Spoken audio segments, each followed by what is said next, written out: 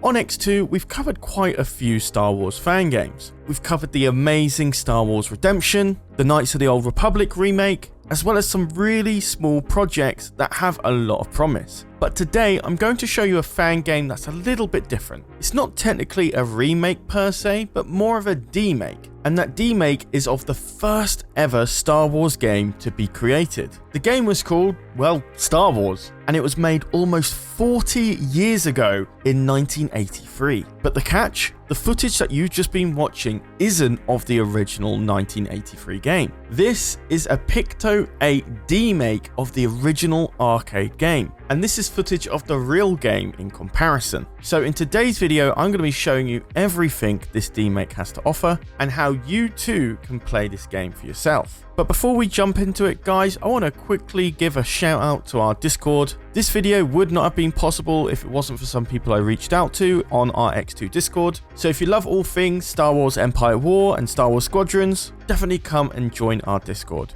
But with that all said and done, let's get right into the video.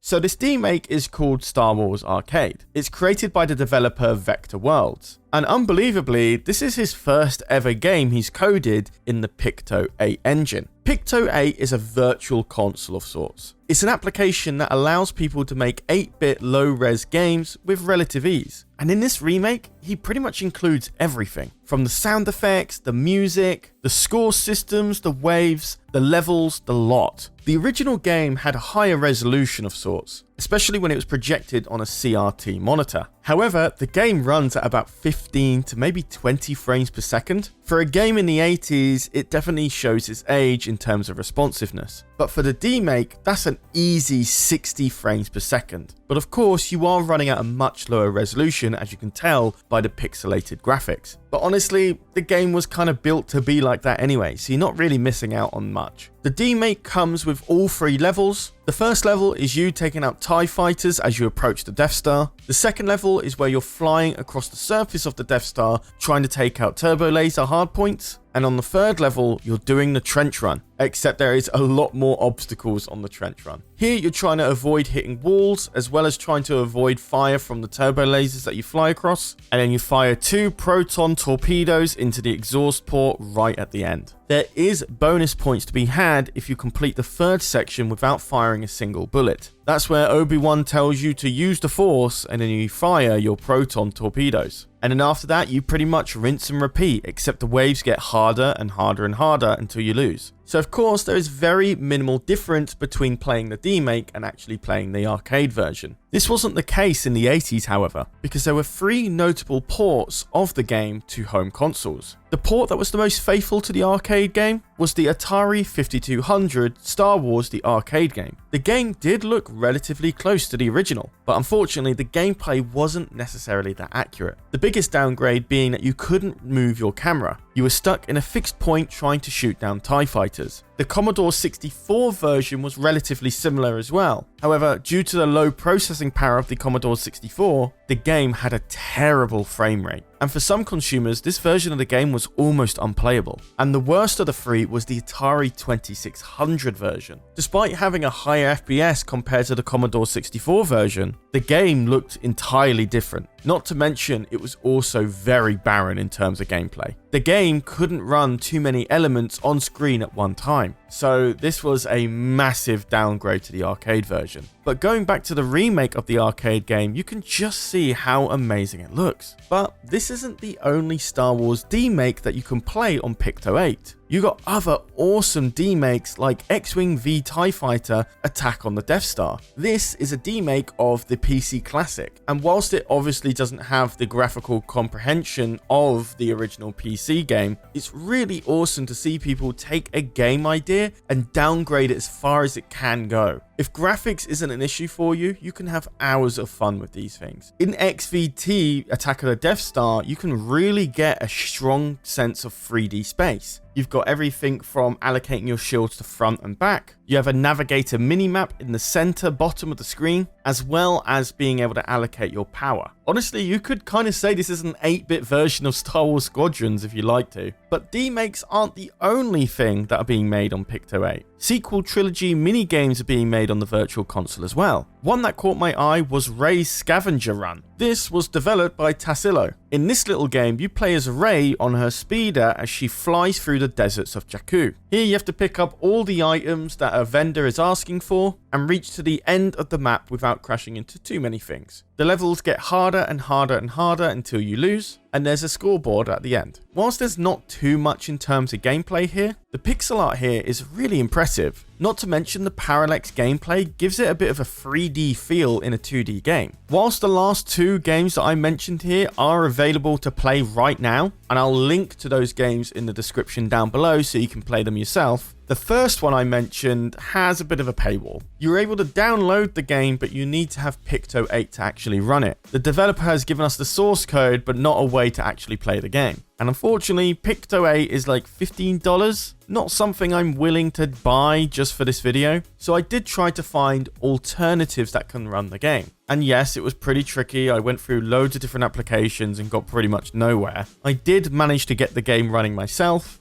but as you can tell from this recording, it is an absolute mess and the game is not being read properly. Oh my god, this looks like ass, man. There is no correct color schemes. I start on the wrong level, and after a couple of seconds of gameplay, the game just stops generating obstacles. So I'm just free flying into nothing. So unfortunately, if you do want to play this arcade remake, you're gonna want to have to get Picto 8. And honestly, unless you want to get into 8-bit game development, I don't recommend buying Picto 8 unless you're actually going to make games for it. But hey, if you're itching to play the arcade game after this video, you can try it out on some websites like Classic. There is no correct color schemes. I start on the wrong level, and after a couple of seconds of gameplay, the game just stops generating obstacles. So I'm just free flying into nothing. So unfortunately, if you do want to play this arcade remake, you're gonna want to have to get Picto 8. And honestly, unless you want to get into 8-bit game development, I don't recommend buying Picto 8 unless you're actually going to make games for it. But hey, if you're itching to play the arcade game after this video, you can try it out on some websites like Classic Reload,